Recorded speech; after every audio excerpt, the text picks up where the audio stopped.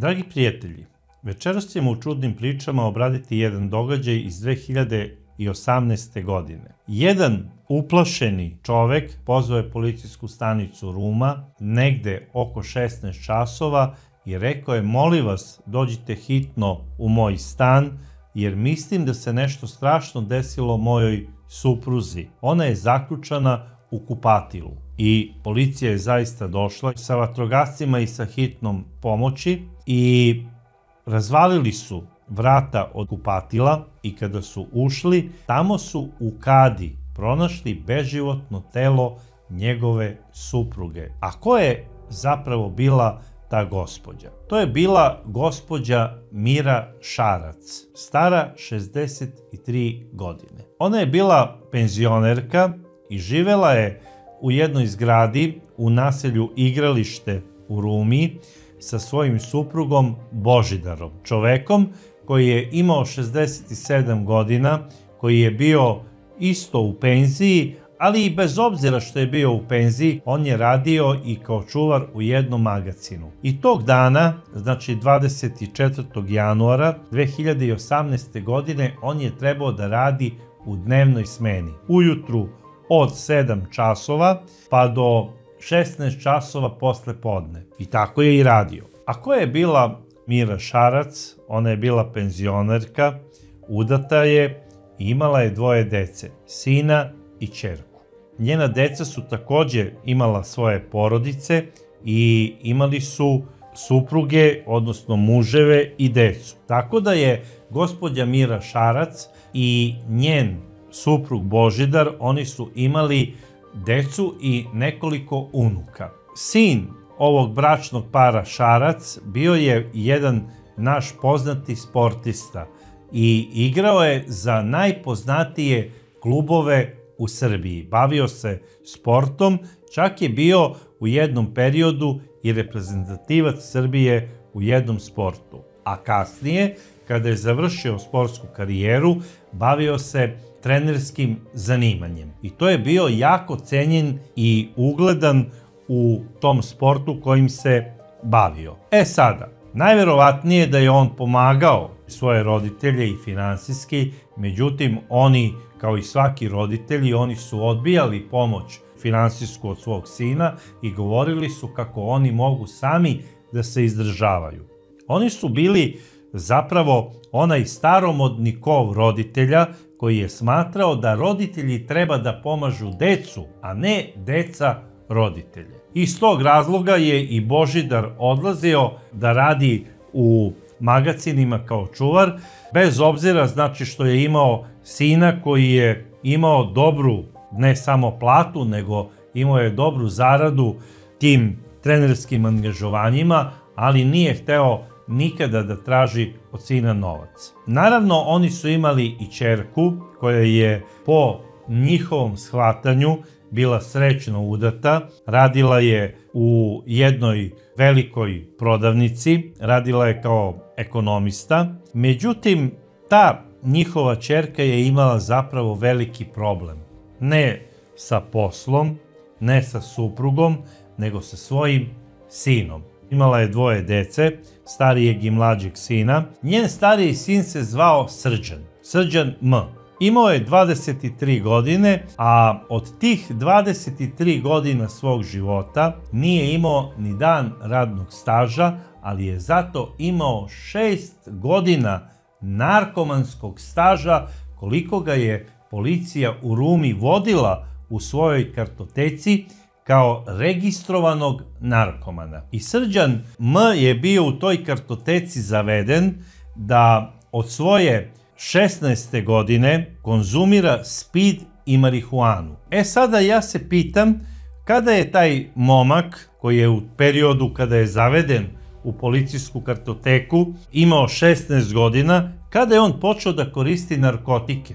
Najverovatnije još u osnovnoj školi. Sada ja ne znam tačno u koju je on osnovnu školu išao, da li u Rumi ili možda u Sremskoj Mitrovici, ali ono što znam to je da mnoge osnovne škole u Srbiji imaju veliki problem sa narkomanijom. To je strašan problem i država se bori na sve moguće načine da izađe na kraj sa tim zlom.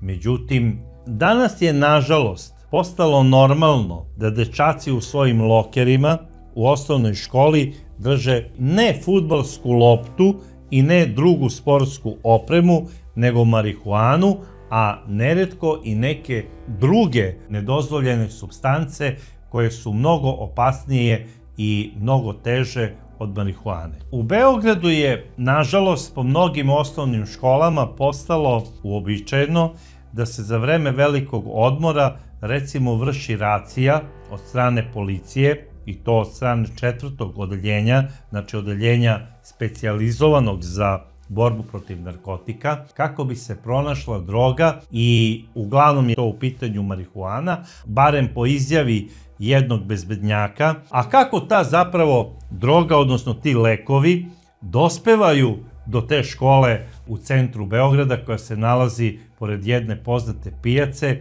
i pored jedne poznate bojemske četvrti. Ti narkodileri odaberu jednog dječaka koji je onako najpopularniji u školi i koji obično u njihovom žargonu ima nadimak Gaser.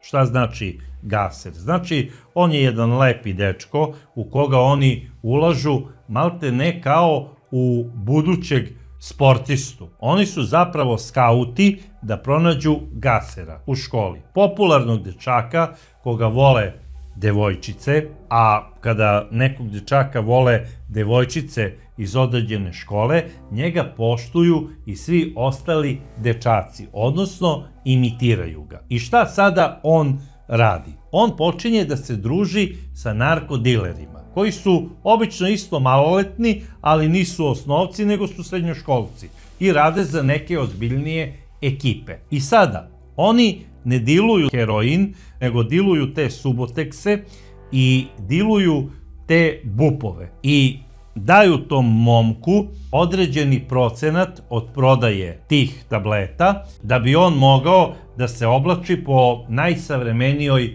modi. I sada sve devojčice u školi ga obožavaju, on je glavni baja, on obično i neretko je dete nekog uglednog građanina ovog našeg sistema i grada. Obično je to neki dečko koji važi za dete iz ugledne porodice i sada onako razredne starešine i ostali profesori kažu pa da, on je dete poznatog recimo lekara. Šta je čudno ako se on lepo oblači? Međutim, šta je čudno? Čudno je njegovo ponašanje. Čudno je to što on sada vrbuje i druge dečake, ne samo da prodaju bupove, te tablete, neretko recimo i speed, koji se smatra za neku stimulativnu drogu, mnogo jeftiniju od kokaina, jer deca naravno nemaju novca da kupuju te skupe droge kao što je recimo heroin i kao što je kokain, nego koriste te zamene, odnosno veštačke varijante tih droga. I sada on izvodi jednu po jednu devojčicu, recimo uveče neki izlazak u grad do nekog kafića i nagovara ih da one probaju tu vrstu droge. E sada, posle nekoliko dana izlazi sa drugom, a ona devojčica koja je probala tu drogu i koja je počela od njega da kupuje istu, ona svoje dečake sa kojima izlazi sutra recimo do nekog obližnjeg kafića ili do neke poslastičarnice, nagovara kako bi bili savremeni da probaju tu drogu. I tako krene taj lanac i na kraju se završava upadom policije i racijom. I taj bezbednjak je zaista rekao možda jednu surovu istinu koja je bolna, ali nažalost tačna, jer najverovatnije da je i proverena iz pouzdanih izvora, da je prosto poražavajuće da osnovna škola ima u svom dvorištu više bupova nego sve apoteke u zalihama u celom gradu. To je prosto da ne verujete. Eto i to se dešava, ali nažalost to nije jedina škola u Srbiji koja ima ovakav problem. Najverovatnije da je takav problem imala i škola u kojoj je išao i Srđan M. I sada kada pričamo o Srđanu i o njegovoj ranoj avanturi i eksperimentisanju sa narkoticima, moguće da je Srđan bio upravo jedan od tih gasera. Zašto? Pa zato što je bio poznata faca. U kom smislu? Pa njegov ujak je bio poznata sportska zvezda. I onda svi su ga znali u školi. Tako da je Srđan jako mlad, sa svega 16 godina, u kartoteci policije u Rumi i u Sremskoj Mitrovici bio zaveden kao neko ko je narkoman. Sada, kako su na sve to reagovali njegovi roditelji, ja to baš i nisam siguran, ali pretpostavljam da su bili u šoku i da su preduzeli sve moguće mere kako bi ovog dečka odvratili od tih poroka. Mislim da su tu bili i oni saveti: sine, pa ugledaj se na ujaka, budi sportska zvezda kao on, jednog dana imaćeš to i to kao sportista, ovako ideš u sunovrat, a neretko se ta priča završava i smrtnim ishodom. Jer roditelj ko roditelj se plaši da njegovo dete ne uzme neku veću dozu svega toga što uzima i da ne završi na nekoj klupi u parku kao neko ko se nikada ne probudi sa te klupe, kada legne da odmori posle uzimanja tih nedozvoljenih supstanci. I naravno, njegovi roditelji, pošto su savesni i dobri ljudi, oni su Srđana M nekoliko puta slali na lečenje. Srđan je išao 2 puta po 30 dana u te klinike za odvikavanje od narkotika, a zadnji put kada je išao bio je 90 dana u Drajzerovoj ulici u bolnici za odvikavanje od narkotika. Međutim, nijedno od tih lečenja njemu nije uspevalo, najverovatnije iz razloga što se on vraćao tom starom društvu i uživanju u porocima. Taj užitak u tom poroku za njega je bio bitniji i od njegovog zdravlja, a bogami i od cele njegove porodice. Nije on razmišljao ni o sebi, nije razmišljao ni o svojim roditeljima. Čak ja sam ubeđen da je i devojka sa kojom je počeo da se zabavlja isto bila pripadnik tog njegovog društva i da je bila iz te priče. I da su se oni družili zapravo po toj liniji. Njihova ljubav je bila najveća onog trenutka kada bi imali novac da obezbede speed i marihuanu. Jer po onom što je izjavila policija u Sremskoj Mitrovici i u Rumi, Srđan M je uživao sa svojom devojkom speed i marihuanu. Inače, Srđan M i njegovo društvo bili su poznati po tome jer su slušali psihodeličnu muziku. Psihodelična muzika je zapravo jedan muzički pravac koji je nastao 60. godina i to je bio pravac koji je najviše propagirao konzumiranje tih psihoaktivnih supstanci na bazi LSD-a i nekih supstanci koje izazivaju halucinacije. Po meni, prva grupa koja je svirala takvu muziku i koja mi je delovala na psihodeliju bila je grupa Dorsi. I oni su se na kraju krajeva svi drogirali. I Jim Morrison je na kraju krajeva tako završio jer se predozirao LSD-om i tako je i završio kao pesnik u Parizu i dan danas je na neki način uzor kao neko ko važi za najvećeg umetnika u tom pravcu. Sada, po meni, on jeste možda bio dobar muzičar i dobar pesnik, ali on je bio narkoman koji je živeo samo za to da unese što više LSD-a u sebe. Na kraju krajeva nije to samo nešto što se dešava na zapadu i ovde u Srbiji smo mi imali i ranije, a i u kasnijem periodu nekoliko tih grupa koje su propagirale i ne psihodeliju nego tu narkomansku muziku i bili su jako popularni i u tom periodu kada su svirali, a bogami popularni su i dan danas. Sada, kako su pojedini članovi tih grupa završili, to je poznato. Ali kakve su posledice imali oni koji su slušali tu vrstu muzike, mislim pre svega na zdravstveno njihovo stanje i psihičko, to je sada već neka druga priča i ko zna koliko je mladih ljudi nastradalo u toj ljubavi prema takvoj vrsti muzike i prema tim grupama. Srđan M. je voleo i jednu seriju koja se zvala Teorija velikog praska, u kojoj je glavni junak Sheldon Cooper fizičar. Ovo je bila jedna vrsta humorističke serije, ali karakteristika ove serije je da glavni junak, pored svoje velike genijalnosti, pokazuje i jedan spektar autizma. Sada, ono što je meni ostalo u sećanju kada je u pitanju Srđan M, to je da je u svim novinama i u svoj štampi bio objavljen sa jednom majicom koja je imala lik mladog Sheldona, a ispod je pisalo "Ja nisam lud". Sada, kome je to Srđan M imao potrebe da se opravda da on nije lud, to je samo on znao. Najverovatnije da su ga mnogi smatrali čudakom i sigurno zbog tih čestih odlazaka na ta lečenja zbog narkomanije možda je imao neki kompleks od drugih ljudi koji su ga doživljavali nekako drugačije. I možda je imao potrebu da se opravda da on nije zapravo lud.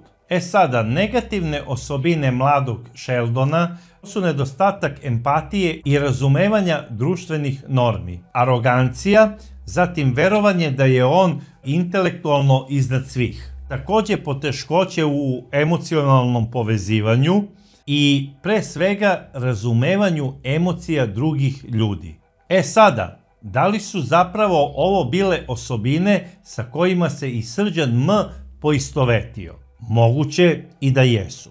Što se tiče pomenute gospođe Mire Šarac, ona sa svojim unukom Srđanom nije imala neki preterano bliski odnos. Ona je naravno njega obožavala kao svog unuka. Ali on prema njoj nije imao neka posebna osjećanja, a posebno ne prema njenom suprugu, odnosno prema svom dedi Božidaru. On je njih doživljavao kao bankomat. Odlazio je samo kada bi primali penziju. I najverovatnije da je i Srđanova majka skrenula pažnju svojim roditeljima da prestanu da mu daju novac kada prime penziju i kada on dolazi da traži novac od njih, zato što on isti koristi za narkotike. I sigurno da su zabrinuti baba i deda odlučili da ne daju novac svom unuku kako bi sačuvali njegovo zdravlje. 21. januara, to je samo mesec dana posle zadnjeg Srđanovog lečenja, gde je proveo nekoliko meseci u Drajzerovoj bolnici, on se vraća za Rumu, počinje druženje sa svojim društvom. Došla je i Nova godina, tamo su pravili te žurke gde se slušala ta vrsta muzike, gde su konzumirali razne narkotike. Tamo je Srđan M bio i sa svojom devojkom, koju je, bar po njegovoj izjavi, jako voleo i on je sigurno u njenim očima hteo da ostane veliki dasa i govorio je kako on može da nabavi uvek drogu i za njega i za nju, jer zajedno su konzumirali taj speed. I šta se dešava? Srđan M je 21. januara 2018. godine u 8 sati ujutru, dok je pio kafu sa svojim ocem, tražio od oca novac kako bi kupio zimske patike. Rekao je da su mu te patike potrebne zato što planira sa društvom da ide i na Zlatibor. Sada, najverovatnije da je njega otac provalio u toj njegovoj namjeri, da on zapravo želi novac za speed ili za marihuanu i odbio je da mu da bilo kakve pare. Šta radi Srđan M? Svađa se sa ocem, a onda kaže da ide da se nađe sa svojim društvom u gradu. Međutim, on ne odlazi da bi se našao sa društvom, nego odlazi u stan svoje bake Mire Šarac, koje se nalazi u naselju Igralište. On je tamo došao negde oko 10 časova. Dolazi kod bake, Rekao je da je malo nešto nervozan, zamolio je baku da mu skuva kafu, što je ona odmah to i uradila. Skuvala je kafu Srđanu, stavila mu je na sto, poslužila ga je i izvinila se Srđanu, rekla je: Srđane, ja sam malo umorna, htela bi da prilegnem na krevet, pričat ćemo onako dok ja ležim, a ti pijuckaj kafu i gledaj TV. Sada, kada je baka prilegla, šta radi Srđan? On iz svoje vindjakne vadi veliki mesarski nož i možete sada da zamislite šok te nesretne žene, koja bezbrižno leži na krevetu u svojoj sobi sa svojim unukom. I u jednom trenutku on skače na nju kao zver sa velikim mesarskim nožem i gleda je ubilačkim pogledom. I kada se susreo njen pogled sa njegovim, ona je sigurno odmah osetila nadolazeću smrt i sigurno je samo uspela da vrisne.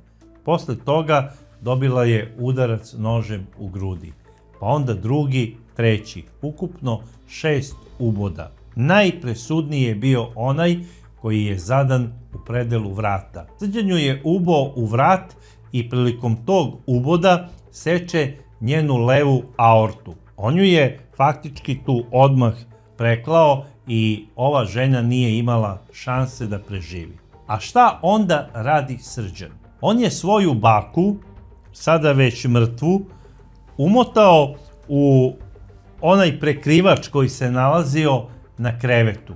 I onako umotanu, on je vuče do kupatila i baca je u kadu kao prljav veš. A posle toga se vraća u dnevni boravak i radi premetačinu, pretres stana, jer je Srđan bio ubeđen da su njegovi baka i deka primili penziju 20. januara, znači dan ranije. I sve je on ispreturao sa ciljem da pronađe novac, odnosno njihove penzije. I ono što je uspeo da pronađe, to je 500 dinara koje je imala ova nesrećna žena u svom novčaniku. I kada je Srđan našao samo 500 dinara, on se toliko iznervirao da je odlučio da ode ponovo do kupatila i tamo je sa nesrećne i mrtve žene, koja je bila mrtva u kadi, skinuo sa njenih ušiju naušnice,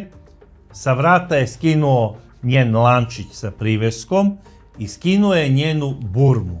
A onda je iz džepa izvadio sve neke priznanice o plaćenoj struji, o plaćenim komunalijama i onako to je bacio preko nesrećne mrtve žene. I onda šta radi? Vraća se nazad u sobu, ponovo odlazi do onog ormana gdje je tražio novac i nije uspeo da ga nađe, ponovo je sve pregledao i u jednoj fioci je pronašao i narukvicu nesretne žene. Sve je on to uzeo, stavio je u džep, stavio je onih 500 dinara i seo je na stolicu kako bi na miru popio kafu. Pio je kafu, onda je, kada je popio kafu, okrenuo je šolju, valjda da vidi kakva mu je sudbina, da li će imati nekog dobitka ili ko zna šta, a onda ustaje, odlazi ponovo do kupatila i sa unutrašnje strane vrata uzima ključ iz brave, izlazi vani, zatvara vrata i zaključava kupatilo. Takođe je pre toga iz kupatila uzeo džoger, sve one tragove krvi koje je on video da su ostali posle onog nošenja već mrtve žene, on je očistio koliko je smatrao da je to dobro očistio i vraća se ponovo do kuhinje, kuva još jednu kafu, sipa jednu čašu rakije i seda za sto i nastavlja da gleda TV program kao da se ništa nije desilo. I sada šta se dešava? U 12 časova zvoni telefon. Javlja se Srđan i sa druge strane žice bio je njegov deda Božidar, koji kaže: Srđane, gde je baba Mira? Kaže, otišla je do komšinice na kafu. I sada deda Božidar pita do koje komšinice, sa namerom najverovatnije da pozove tu komšinicu kako bi rekao gospođi Miri zašto je zove. Rekao je, dobro, neka se baba javi kada dođe, jer hteo sam da je zamolim da nešto spremi za ručak, ono što ja želim. Međutim, Srđan nije znao da odgovori kod koje komšinice je otišla baka Mira. Rekao je čak onako misteriozno, pa nije mi rekla gde je otišla, a kada se bude vratila reći ću joj ja da ti se obavezno javi deda. I pitao je svoga dedu Božidara, Boki, kada dolaziš s posla? Pa kaže kao i svakog dana, u 4 sata. Sada, Božidar više nije zvao. Rekao je sigurno, vratila se Mira, zapričala se sa unukom, nije on njoj to ni rekao da se ona meni javi, 100%, pričali su ko zna o kojim stvarima, možda je posle Mira legla malo i da odmori, dok ja dođem s posla, spremila je ona već za ručak ono što je planirala, neću da je maltretiram i da je zovem. Prošlo je 14 časova. Međutim, šta se dešava? U 15 časova i 40 minuta, 20 minuta pre nego što ističe radno vreme Božidarovo, zvoni telefon Božidarov, zove ga njegov unuk Srđan sa kućnog broja. On je pomislio da ga zove njegova supruga Mira. On se javlja, bio je unuk Srđan i pita ga, deda, kada tačno dolaziš s posla? Pa kaže, trebao sam već i da krenem, međutim kolega mi je javio da kasni 15 minuta, doći ću možda u 4:10, zavisi kada stigne. Oko 4 sam kući, kao i obično. Je se baba vratila? Kaže, ne, još uvek je u komšiluku. I to je nešto što je sada Božidaru bilo jako čudno. Njegova supruga nikada nije bila iz kuće odsutna 4 sata. Znao je da ona negde oko 2 sprema ručak, da uvek bude svež kada on dođe s posla. Znao je da nema šanse da je ona kod neke prijateljice 4 sata, jer i ta žena tamo ima neke obaveze i posao. I to ga je jako uznemirilo. I jedva je čekao da dođe njegov kolega kako bi krenuo kući da vidi šta se dešava to u njegovom stanu. I čim je došao kolega, on mu je predložio da ugreje rakiju, jer znači radi se o 21. januaru. Rekao je, Boki, ja sam doneo od kuće dobru rakiju za grejanje, sada ću da ugrejem rakiju, da popijemo mi po 1 šolju, da li si ti za? Božidar je rekao, ne, hvala ti, moram hitno kući, izgleda da se nešto dešava sa mojom Mirom. I odmah je krenuo. I tačno u 4 sata bio je u svom stanu. Tu ga je sačekao unuk, ustaje vrlo ljubazno, malte ne samo što se nisu izljubili. Srđan je rekao, jao deda, ti si baš tačan kao švajcarski sat, evo sedi, skini molim te jaknu, ja ću da ti skuvam kafu, pošto baka nije kući. I onda je on rekao, ma dobro, neću da skidam jaknu, ja idem da pronađem da vidim gde je to Mira. Gde je ona tačno otišla, je se javljala, da li je rekla, kod koje komšinice je otišla? Kaže, ne, nije mi rekla, ali nemoj da se uzbuđuješ, previše je toplo u sobi, skini jaknu. I to je sada bilo čudno Božidaru zašto njegov unuk insistira na tome da on skine jaknu. I rekao je, dobro, skinuću jaknu, ali moram prvo do WC-a. Kaže, baka je zaključala WC.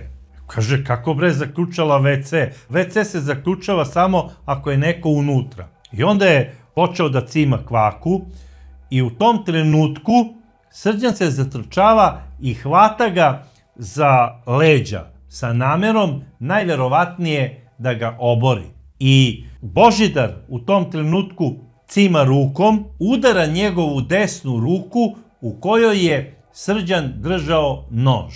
I kada je video da ovaj drži veliki nož, on ga je odgurnuo svom snagom, Srđan se zateturao, prosto je malte ne pao, ustao je i istrčao iz sobe. Pobegao je iz stana. I Božidar se onda uplašio, pošto vrata od kupatila i WC-a imala su gore neko staklo pri vrhu, uzeo je stolicu, stavio je do vrata, popeo se i video je da se nešto nalazi u kadi. I obrio ga je hladan znoj jer je primetio da se u kadi tamo nalazi zapravo telo njegove žene. I kada je silazio sa stolice kako bi otišao do stola gde mu se nalazio telefon, on je prilikom silaska sa stolice primetio do samih vrata na pločicama tragove krvi.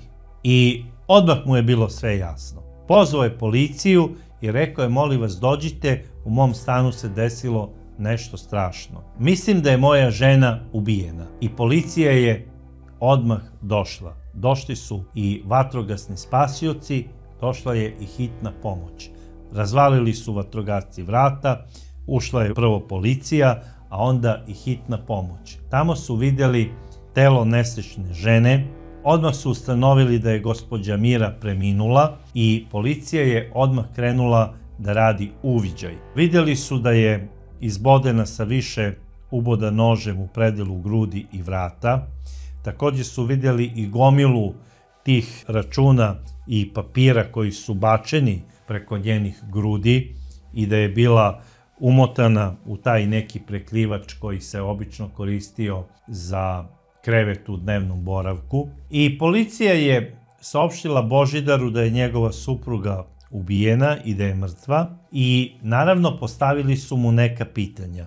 I onda je Božidar ispričao sve ono što se desilo sa njegovim unukom i naravno inspektorima je sve bilo jasno. Znali su da traže Srđana M, momka koji ima 23 godine i koji je već godinama registrovan u njihovoj kartoteci kao narkoman. Također, on je i nekoliko puta bio privođen u policijsku stanicu Ruma i odmah su počeli da ga traže. Međutim, ono što su utvrdili odmah, da je i Srđan M zaboravio svoj telefon. Njegov telefon je ostao tu u stanu na stolu. Najvjerovatnije kada se zbunio reakcijom svoga dede, koga je najvjerovatnije imao nameru da ubije, a na kraju krajeva kasnije je to izjavio i pred sudom da je imao nameru da ubije svoga dedu Božidara,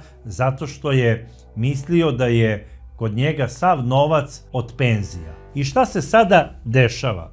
Policija kreće da traži Srđana, odlazi kod nekih njegovih drugova, odlaze i do njegove devojke, znali su tačno ime devojke sa kojom se Srđan u tom trenutku zabavljao i tada dok su razgovarali sa njegovom curom, njegova devojka dobija poruku preko Facebooka, odnosno u Messengeru. Poruka je glasila bukvalno ovako: ljubavi, zaklao sam svoju babu, imam sada 20.000 dinara. Hteo je da joj stavi do znanja da ima 20.000 dinara kako bi kupili speed.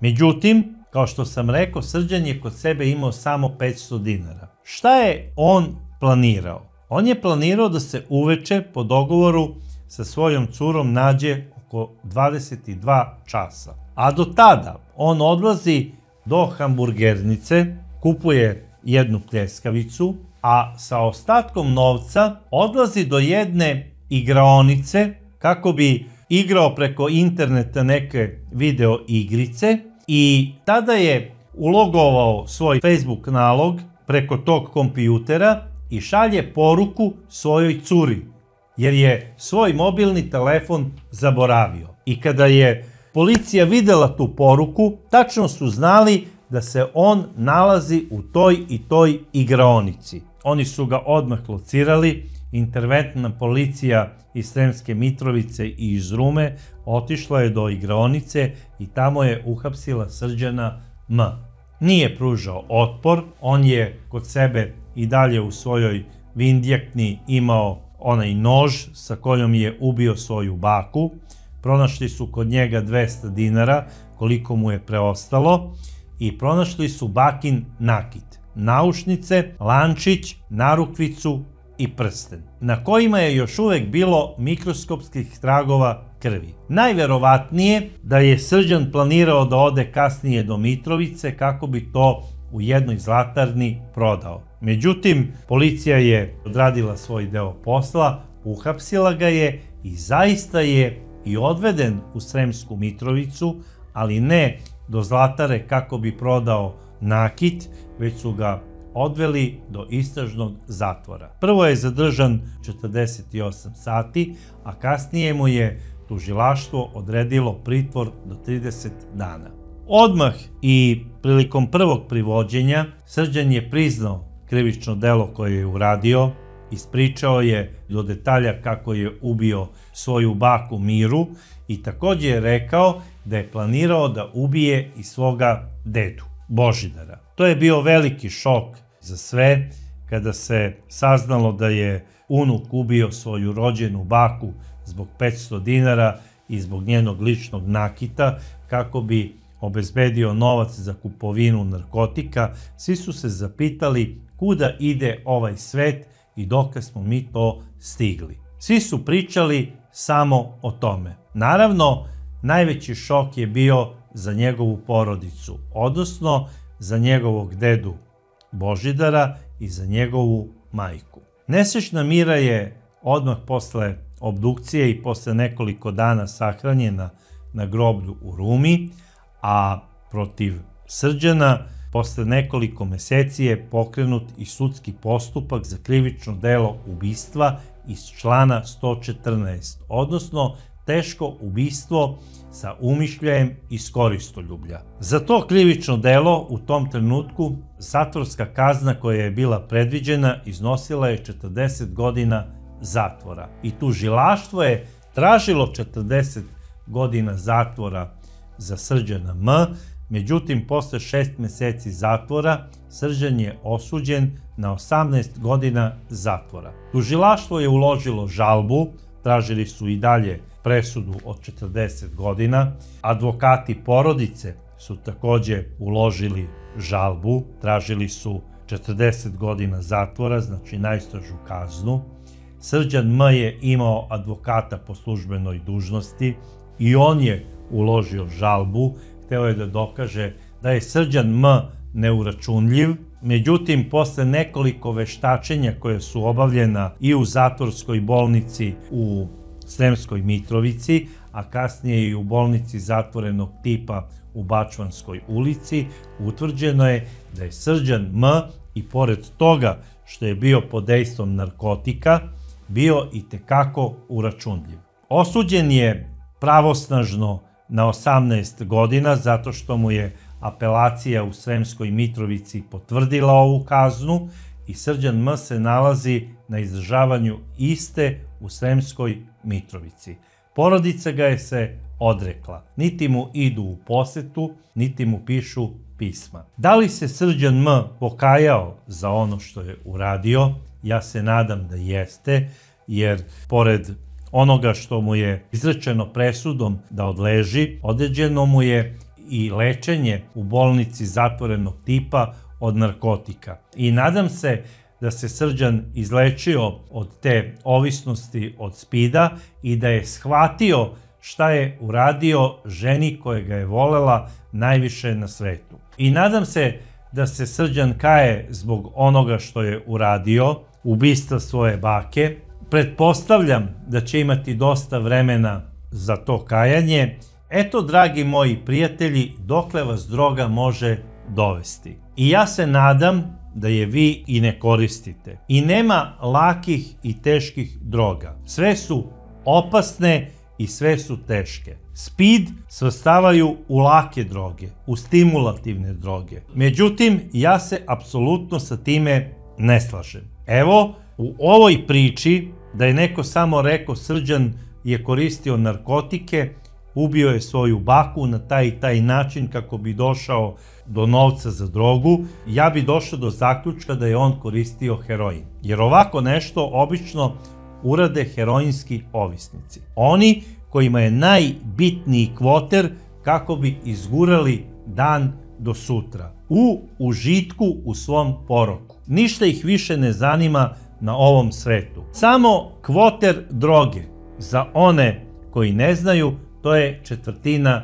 grama. To im je dovoljno kako bi izdržali 24 sata. Oni bi zbog toga ubili i oca, i majku, i bilo koga. Ova priča nam dokazuje da speed uopšte nije laka droga, da je se treba kloniti i da sve one priče koje zagovaraju pojedini ljudi, pa čak i neki političari, da speed i marihuanu treba legalizovati kao u Nemačkoj, smatram apsolutnom glupošću. Droga je droga i ona je štetna. Treba je se kloniti i trebamo shvatiti da oni koji konzumiraju te narkotike i koji žive u našoj neposrednoj blizini, apsolutno su opasnost za kompletnu zajednicu, a pre svega za one koji su im najbliži, a to su članovi porodice ili najbolji prijatelji. A mi se vidimo u sledećoj čudnoj priči. Stop svim vrstama narkotika.